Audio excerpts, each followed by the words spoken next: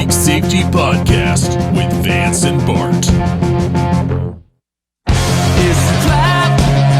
There's no comfort fitting in a fake safety that no one believes in.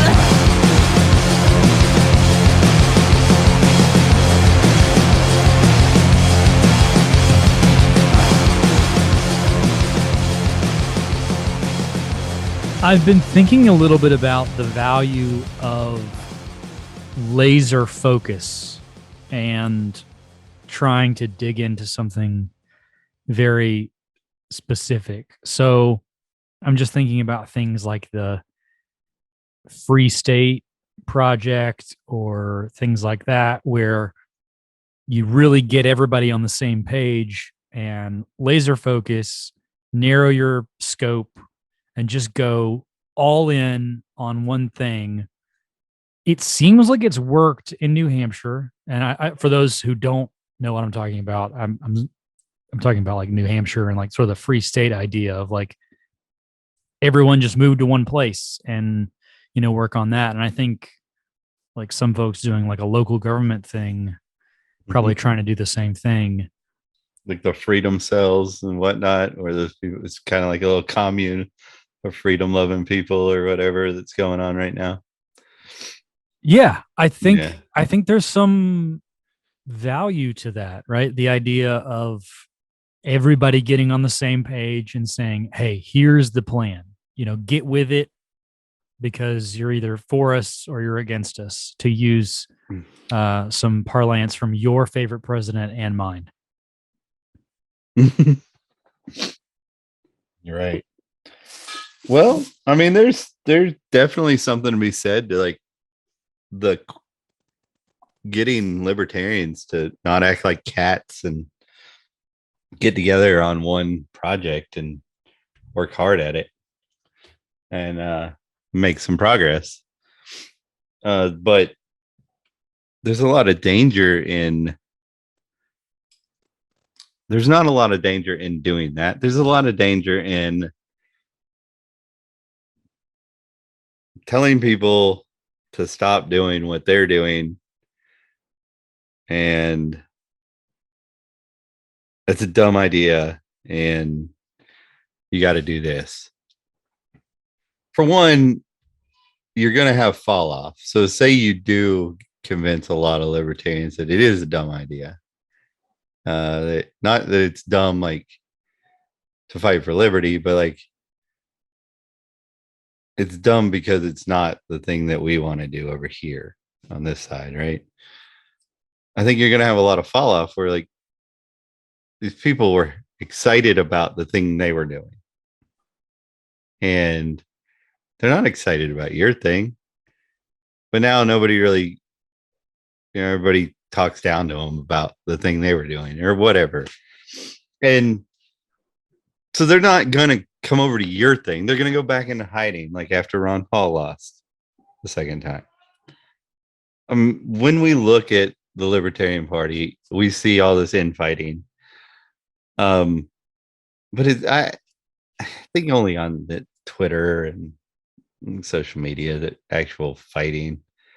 For the most part, even people who agree with the other side of an issue in the liberty movement, when they all get together, they all get along. But we are really passionate about our ideas. And we need to remember that other libertarians are passionate about theirs. So I think that we can be focused and try to convince other libertarians to be focused on the thing that we want them to be focused on. I don't think that there's anything wrong with trying to convince people of this. But I do think there's something wrong with trying to downgrade somebody else's thing if it's fighting for liberty, you know. So certain things that you do to fight for liberty, you can do that and other things. Like agorism, for example. There's some purist agorists that, like, if you're doing anything that's not, like, everything you do should be some sort of black market if you can possibly do it, right? And some people aren't that into that, but they, like me, I'm very sympathetic to it. I love most of their teachings, but I have other focuses. I do believe in putting somebody up there to say some shit that is going to get them some airtime as a president of the United States. I don't believe in getting a presidential candidate elected. So I don't give a shit who you vote for the presidency. Like I don't even care if I vote for, like, say I'm into Dave Smith, which I am into him running. That doesn't mean I'd even vote for him. But I might go and campaign for him. You know what I mean? Like, I don't really care what happens at the election time. I care about him getting airtime and people listening to what he's got to say. A lot of agorists don't like that idea.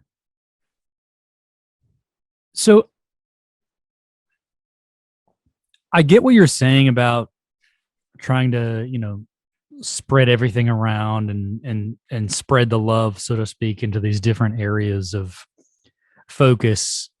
And I take your point because, yeah, there is some value in kind of a multi-pronged approach.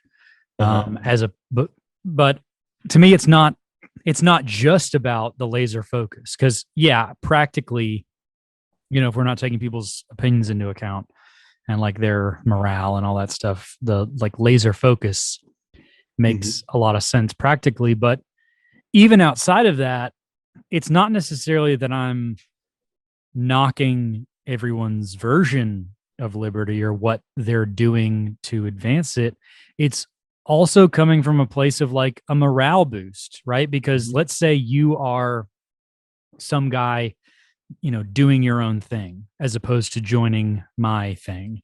If you're doing your own thing, but you're surrounded by other people who are not lifting you up, right? They're not other liberty minded people. Let's say that those are other people who like want and need a state to exist, right? Like they are, they're, masochists to some degree. Like if you're surrounded by people who like love to be dominated by a state, that can be probably like overwhelming to you as a liberty minded person. If you never are able to, like, if you're the lone person kind of carrying that weight, that's probably got to weigh on you for that's probably got to take its toll on you. That is absolutely correct. And I also see the benefit of things like the Free State Project, because in a world that there wasn't enough of us outspoken libertarians who were so in hiding, that I could speak for myself, you feel trapped. I do here in Georgia a lot of the time. But that happened, and it's great. And I'm all for them convincing people to move up there. In fact, I would very tempted myself to buy some property up there. But that has nothing to do with the telling one group that their ideas aren't gonna, like, discouraging other groups from their thing. Because we had the Ron Paul revolution through the Republican Party. The Mises Institute themselves, most of the higher ups there are still pretty laser focused on that pathway. Yes, we have the Mises Caucus who's focused on the Libertarian Party, but the Mises Institute is, most of them are very much so still on the let's get it through let's move towards liberty or slow down tyranny through the Republican Party. And my personal belief is that we've done that, and there was a time and a place for it, but our message is getting watered down through that because nobody can tell that we're principled because we're. But if I look at it from another point of view, it's really good that there's some liberty-minded Republicans that have snuck into office here and there, right? So, yes, I can't personally agree with them, even though I love the Mises Institute. It's my favorite thing ever. I can't agree with those guys on that thing, on that strategy, personally. But I'm happy that they did it. They've done it. You know what I mean? And we have a huge thriving flock of just libertarians up in New Hampshire that it's great what they're doing. We have Nevada. I mean, most people didn't even think the libertarians were still there from before the strong libertarian movement of Nevada. Most of us thought they were gone because the woke leftists had taken over the Libertarian Party there. And then, the Mises Caucus came in and woke those people back up. We realized they're still there. That's another seed. So I like to take a step back and look at what the left, socialist, communist, sympathy type people did with the Democratic Party. And not just the party, but the world. They planted seeds in everything. Little seeds in every single aspect of your life. They put government in a little bit here, a little bit there. They put the race agenda in right there, a little bit of the green stuff, the let's put a leaf on our plastic bottle and let them know we use recycled plastic, or little things like that little tiny things that seem like not much, but we can all see what it grew into in just our lifetime. When we were children, the hairspray kooks were, just the hippies. Like, oh, there's not enough carbon dioxide in our atmosphere. There's a hole in the ozone, and we're all gonna, die, freeze to death, or whatever, right? And then because we use Aquanet, and then it grew into what it is today, where there's serious talk about them using the same authoritarian stuff that they're using with the vaccines and to push global green type initiatives. So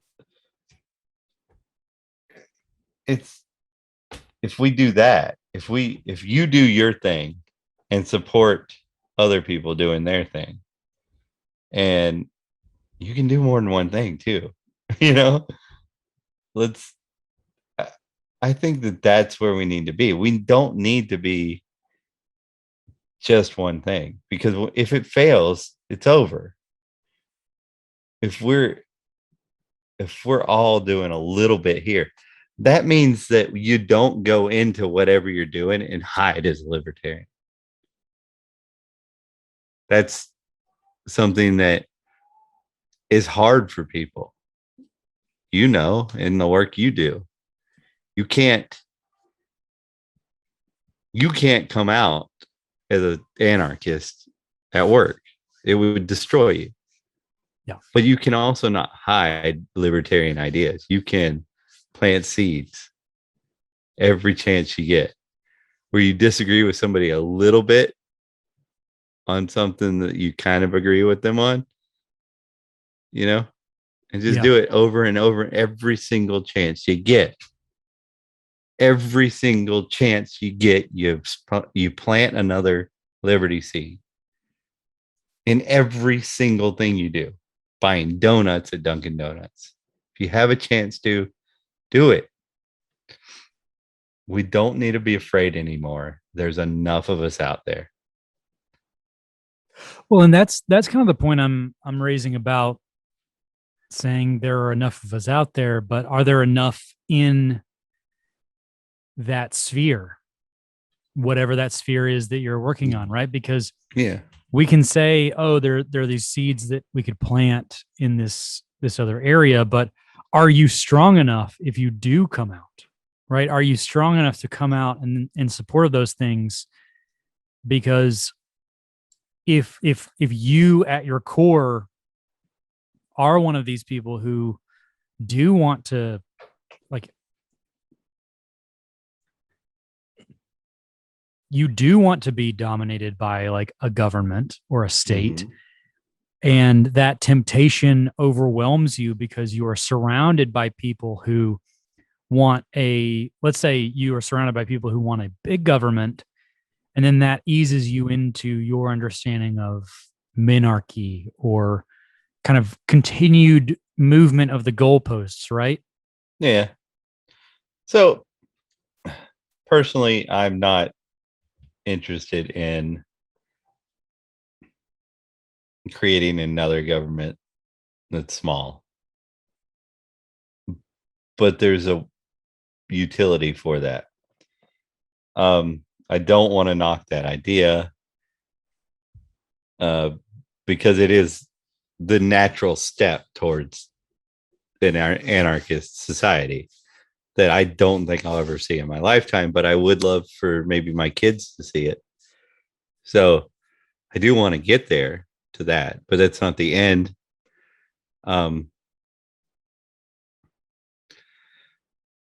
You don't need, I know you're referring to like people who, there's a lot of talk about like the Hapa thing, you take over a small township or whatever. There's a cell. Yeah. Right. Create a minarchy somewhere. That's absolutely wonderful. Let's do that, because that's one step closer to, secession of a state, or secession of a town from a state, secession of a person from a town. I mean, that's what we're trying to get to. But you don't need, I mean,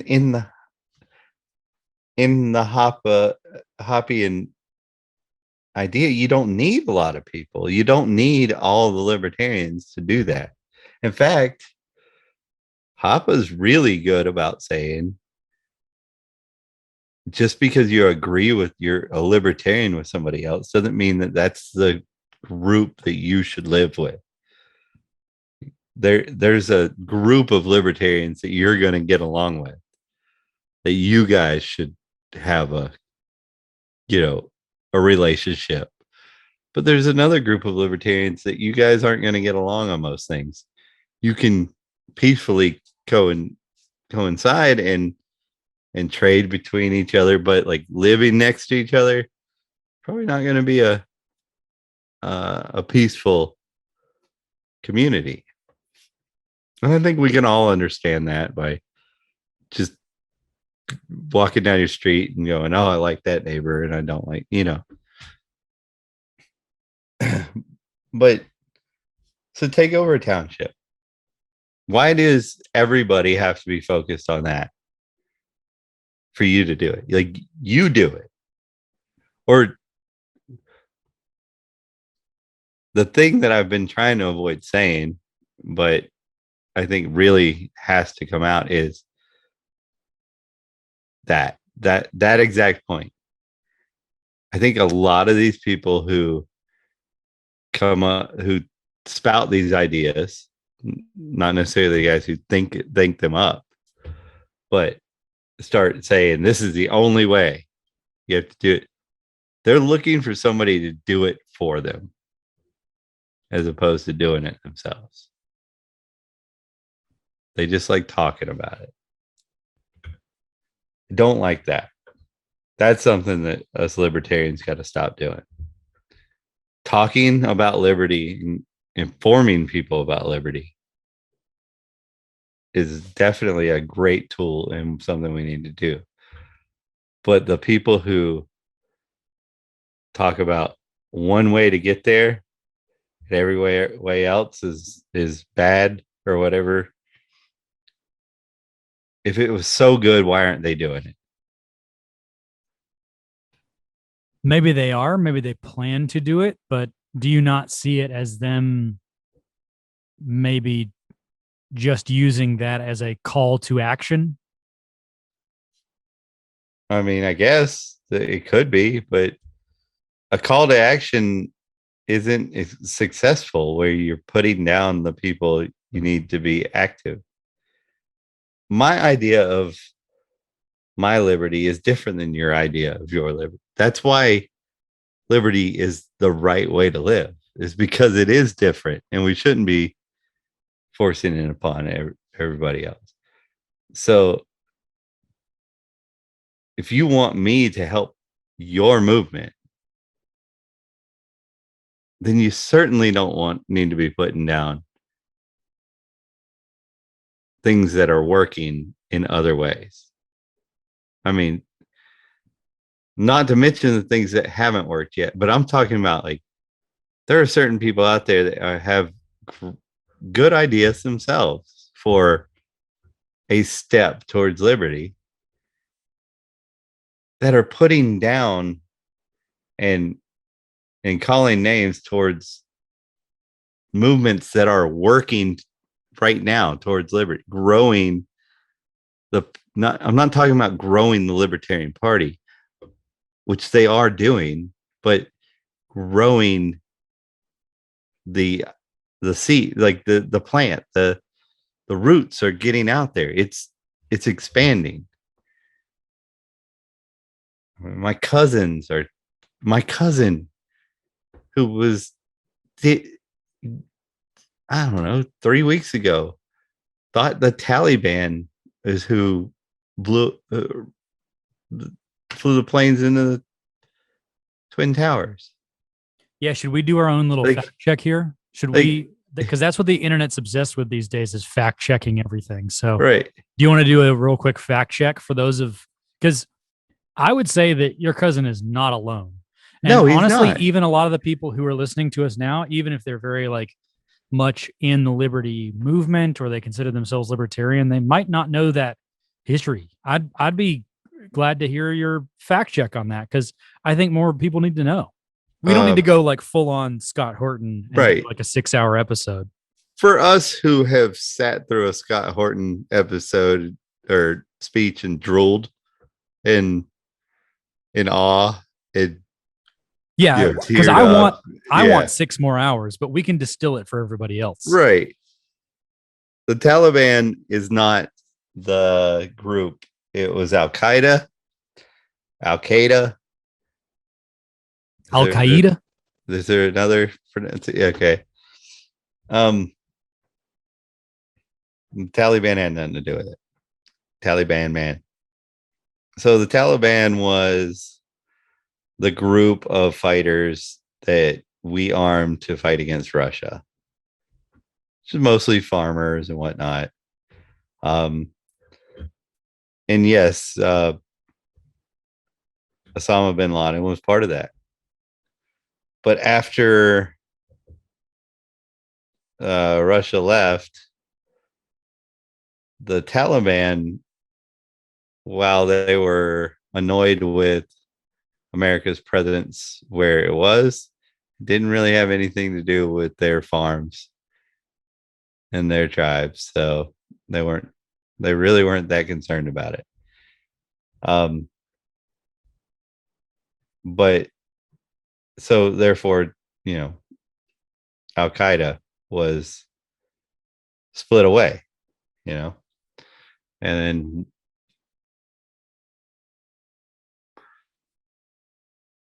we did stuff to piss them off. They got pissed off and killed a bunch of innocent people here in the United States. And then we did more stuff to make it worse. And then so much so that the Taliban was eventually got pissed off at us too. Because we, we got into their shit. So anyway. Well, I think there's something to be said for the shell game of moving everything around and renaming everything and different factions kind of being named. And I think quite the opposite of like an Antifa, right? Where we say, oh, there is no central idea. Antifa is not a group. It doesn't have a leader. It's decentralized. So they can get away with sort of using that way. Uh-huh. In previous generations, we've seen a lot of like renaming of things where it's like, oh, this is ISIS and this is ISIL.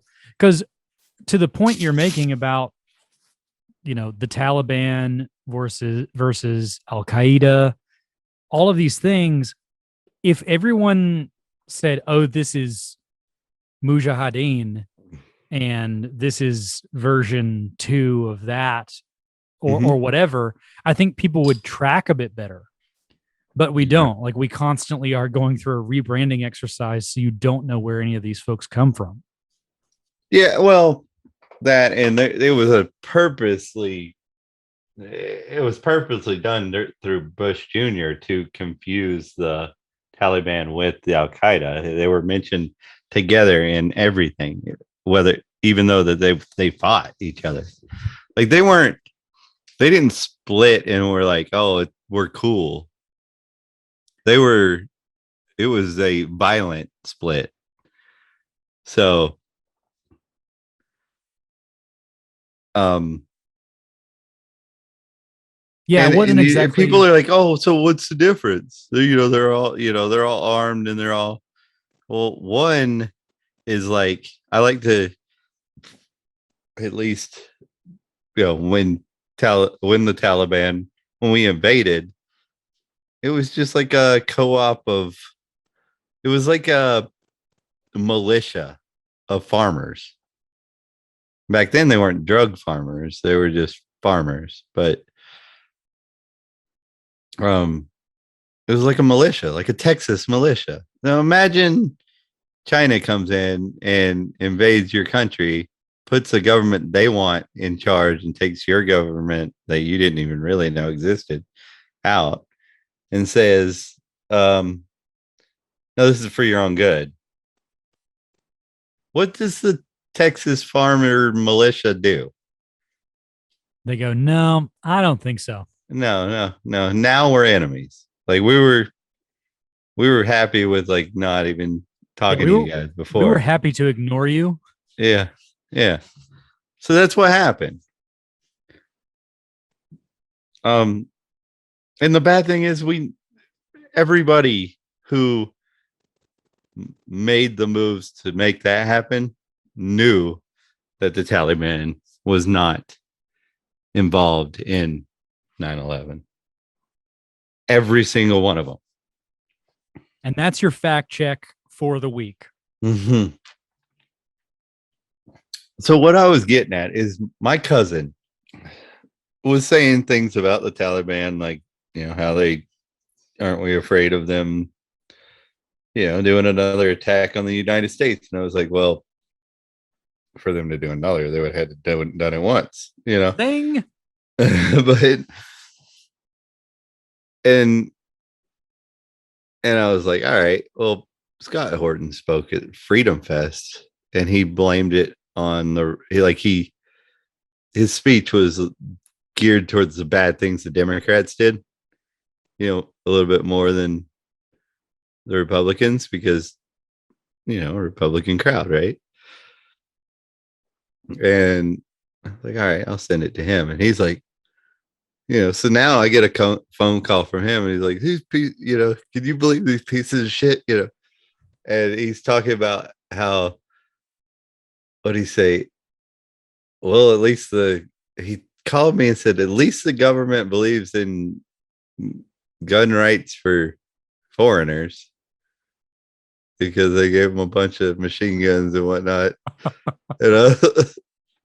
Like, that's pretty good. I like that. Yeah. Yeah. So We should have him write for us, because our old writers are they're really running out of material. I don't know if you guys have been listening these last few episodes, but we've been less funny.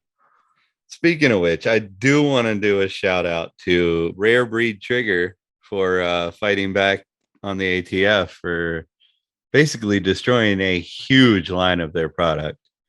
Rare Breed had a trigger that was a forced return trigger. So what it did was, so I think we need to define what a machine gun is. A machine gun, by the ATF's definition, is a gun that under one pull of the trigger will shoot multiple rounds, right? So I pull, a bunch of rounds come out. It's one pull. And Rare Breed designed a trigger that had a forced return to home method to it. So it would fire, return to home, and then it locked the trigger until the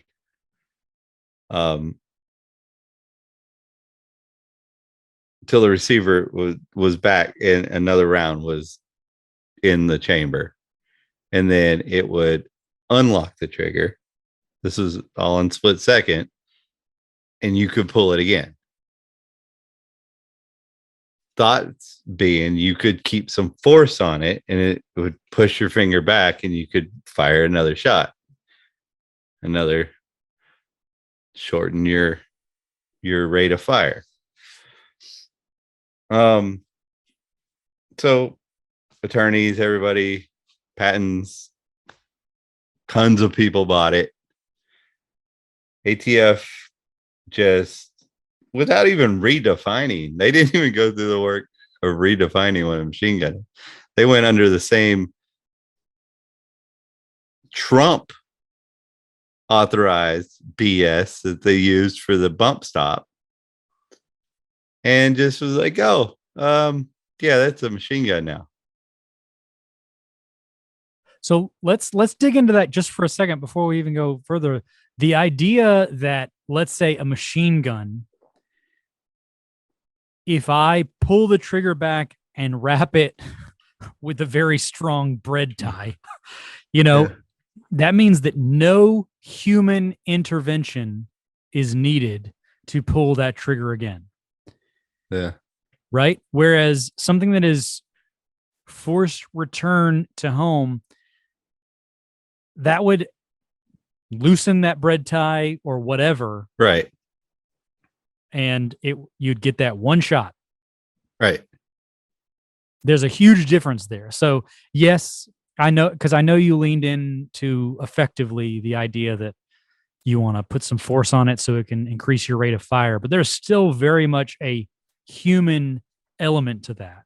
And I want to lean into that because the idea of a machine gun, even in name, is that it's a machine. Yeah. Yeah. It obviously is designed to give us lowly non-government employees the opportunity to spray back a similar amount of lead, but it's a very complicated trigger, very expensive.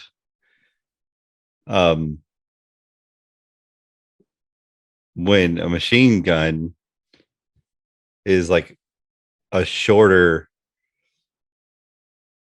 piece, a filed down piece in a thing, and that would be legal, or that would be illegal, and it would operate. I could just pull the trigger once and it would just fire until I let go.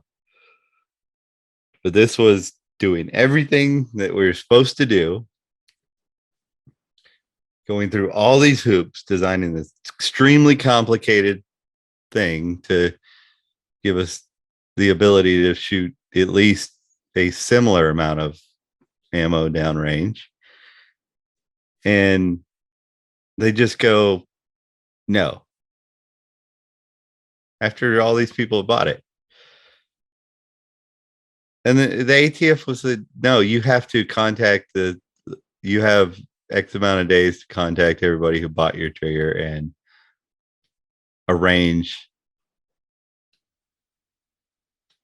come to some sort of arrangement. What? Could you imagine that with any other product? Just randomly, they're like, oh, Pez is illegal now. So it's your job, Pez, to call, find every person who bought your product and arrange in X amount of days, something, whatever, to get your candy back. And they're like,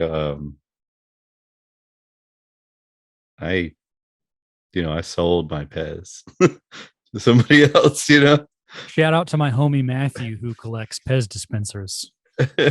You got to send those back in, bud. Yeah, they're illegal now. Because they fire Pez too quickly.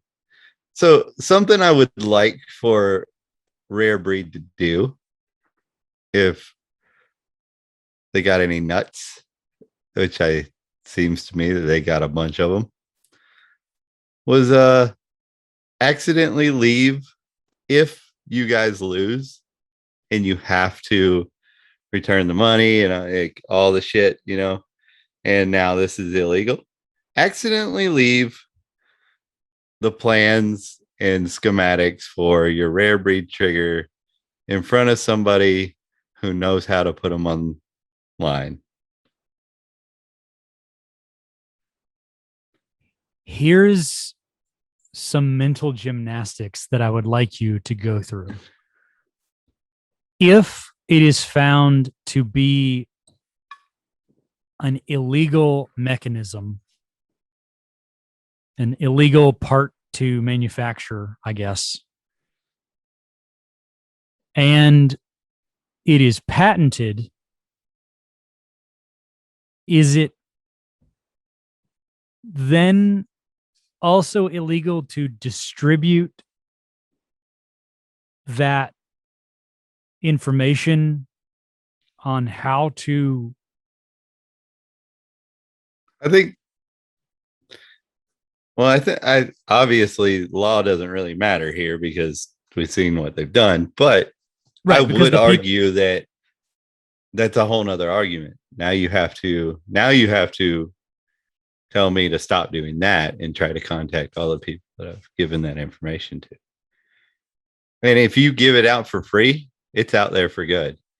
And Rare Breed, if you do that, I don't care what the hell you piece of shit you're selling next, I'm buying it. I think they should go into the Pez business. Right. Sell Pez dispensers, because if you're given the schematics for the trigger out, I'll buy your Pez. So to the question of laser focus then,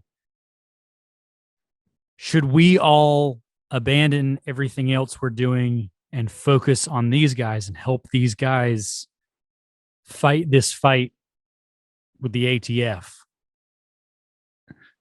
Well, I mean, if we did that, we would lose a lot of other things that we were doing.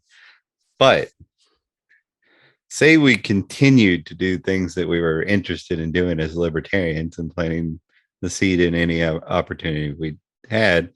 And we also said, hey, or we convinced a few people, libertarians, to not only donate or contribute to the defense of this company and the product they're putting out, but do it under the liberty banner. That's one other thing that grew. That could turn into a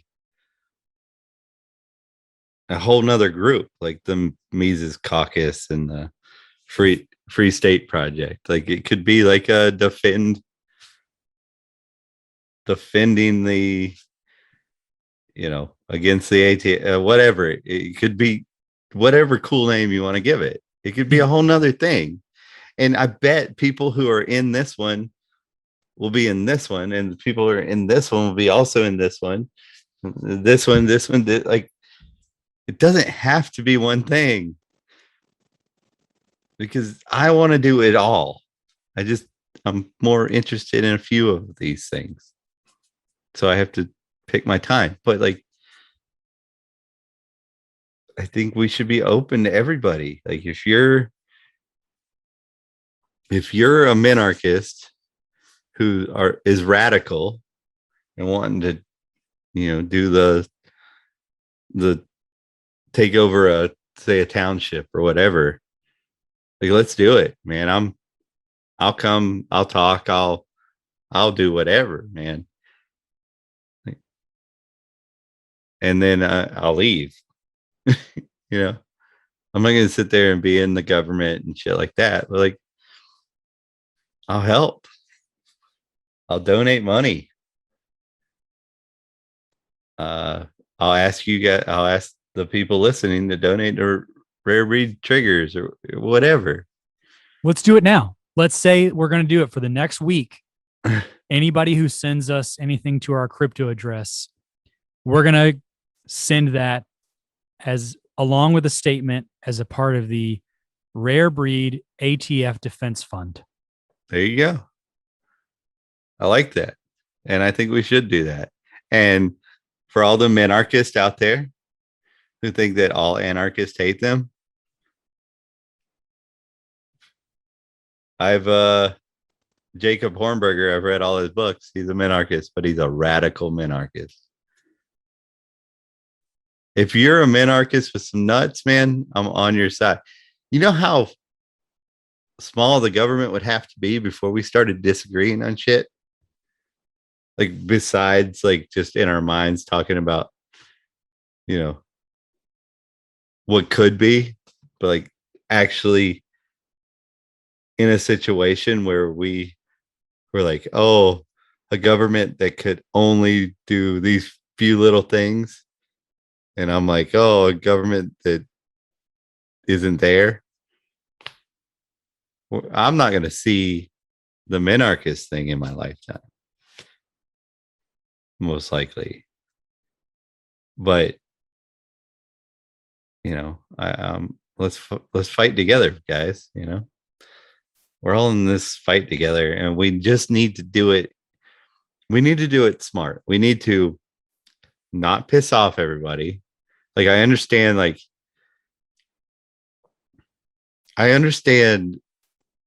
where people say like, let's not piss off everybody. And then people like me are like, fuck you. We have been playing that game. But like, you're right in the sense that we're not here to make everybody angry, but we're also not here to water down the message. And I think a lot of times when we do try to water down the message so we can get in with the crowd, we end up pissing off everybody. So let's not water down the message. Let's not call out people for just doing liberty a little bit different than we're doing liberty. Let's just help them if we can, if we got time. So for all those who are out there think that humanity wants to be dominated and wants to be destroyed and wants violence put upon them, like we're all a bunch of sadists, right? And then the ones who like to get hit, or is it the masochists? Which ones? It's S&M. You mean statism and masochism? Right. Like we're not. I don't understand that because you don't by what you're saying. The person who's saying this and people agree with him. You're not that kind of person. You found liberty, at least you claim to have. I don't understand that. Like it sounds like, oh, the best we could ever have is a little township that's kind of liberty oriented. That sounds like you're trying to put libertarians off in a corner somewhere and just like, oh, you guys got big enough that we have to give you something, but here's your little corner. Now sit over there and shut up. I mean, it almost seems like something that a plant would say to get us to do that. It's a trap. There's no comfort